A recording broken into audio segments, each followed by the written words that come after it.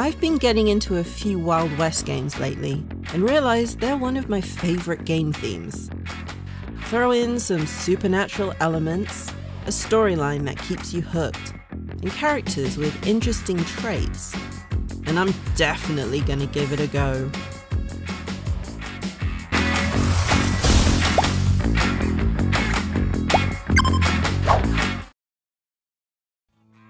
Developed by Wolfeye Studios and published by Devolver Digital, Weird West was released on PS4, PC and Xbox One in 2022, and is the definitive edition on PS5 and Xbox Series S and X in 2023. This top-down action RPG set in the American frontier has immersive sim elements, and even randomized events thrown in to keep things interesting. It was described by the team as an actiony Fallout 1 or 2. It earned a 76 on PC, a 73 on PS4, and an 81 on Xbox One. There aren't any Metacritic scores for the PS5 or Xbox Series versions, so let's just imagine they're around the 70 to 80 mark. Positive reviews described it as a unique masterpiece, with a seductive atmosphere. That's a phrase I never thought I'd say. And offers quests with tons of freedom, and the ability to see the world through different characters was fascinating. On the other end of the scale, people were bored, thought that the game wasn't fleshed out enough, with mindless shooting that gets old fast, and to keep your expectations low in order to enjoy the game. There are 5 main characters we play as, each with their own unique stories to follow. We start one character's story, then move on to the next once we finish their tale. Each character has their own background, and are all different to one another. The first story we play is that of a retired bounty hunter who's forced to pick up her guns again, and later we play as a Native American protector, or even a pig man whose human brain was transplanted into a body with stitched pig parts. Huh. The first character we play as is Jane Bell, who's thrust back into bounty hunting by a group called the Stillwaters, who killed her son and kidnapped her husband. We travel to the town of Grackle, where we can pick up missions and bounties, trade goods and buy new gear. There are different ways to approach each encounter with enemies, such as stealth, magic abilities, or explosives, or just straight up run and gunning. We meet different characters who we can hire as backup.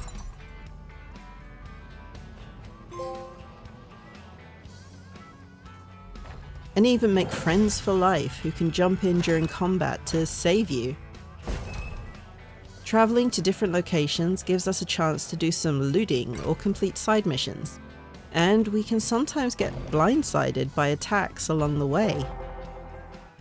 The premise of this game was interesting, but I know some people wouldn't be drawn to the paranormal aspect. It's not overly present though, so it won't suck the fun out of the Wild West side of things.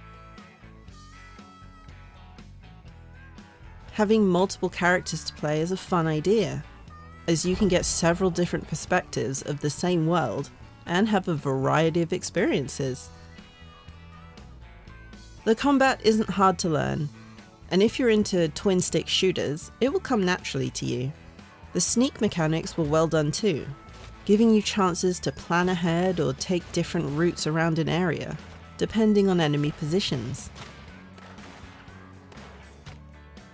The different locations were well designed, with even the most sparse areas feeling like an active part of the world.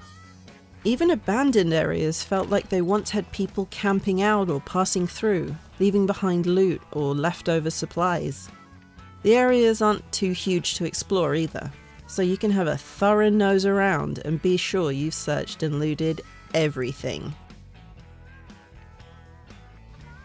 The camps had enough buildings or hiding places that made stealth always an option, rather than an obligation, and if you failed one run, you had a few more choices on which route to take, or how to approach the situation.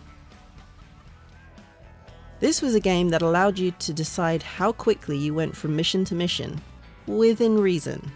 It didn't feel like I was being pushed through the story with a feeling of urgency, and that I could spend time on side missions if I wanted to. There were timed bounties or side missions, but they gave you enough time to complete them without having to worry about time management too much. Traveling from location to location also takes time, so it's something you have to keep in mind. But during the first part of the game at least, I didn't find it too panic-inducing. The main goal was always in the back of your mind, but you knew you had to slowly work towards it rather than reach it as quickly as possible. I like it when a game gives you loads of stuff to do and just lets you get on with whatever you feel like. It gives the game a more casual pace and allows you to experience things when and how you want. This was a 50-50 kind of game. Like, you could spend time being strategic and making sure you got through each area by being stealthy, or you could just run in guns blazing and take out enemies by sheer force. Because of the laid-back nature of the pacing, you could spend time doing side missions and exploring areas for loot, or you could get stuck into the story and work through missions. The main missions didn't feel like huge undertakings, and you could get through an area in a few minutes if you wanted to. There wasn't a huge amount of stuff to learn that wasn't already a known mechanic in other games either, so you won't find yourself having a tough time remembering to use a new ability or item, as everything is simply laid out or accessible. The abilities and upgrades didn't require too much thought either, as you just pick whichever trait you think you'll use, or work your way through a specific tree. This isn't a relaxing, cozy game, but it's not a high adrenaline looter shooter either. You can take things at your own pace, even with timed missions. You're not pushed into doing story missions one after another, and dialogue and plot points were easy enough to follow. You're not lumped with loads of information at once, and you meet different characters slowly, as to not overload you. We can hire people to fight with us, which is always a good thing, and we can gear them up to the nines. Don't get too attached to them though. If they get defeated in battle, they're gone forever. I'm a little biased when it comes to games set in the Wild West, but Weird West feels like a fun little adventure anyone can enjoy. The mechanics may not be anything groundbreaking, but the storylines and characters make this world enjoyable, and very silly at times. If you're into old school RPGs or more modern dungeon crawlers, this is a game you should give a go. It feels familiar enough that you'll get into it quickly, but there's new and strange things you'll stumble across that will keep you playing. The variety of the main characters is a great addition too, as alongside the randomization, you'll never play the same game twice. So, grab your big iron, put on your well-worn boots, and tip your hat as you venture into the Weird West.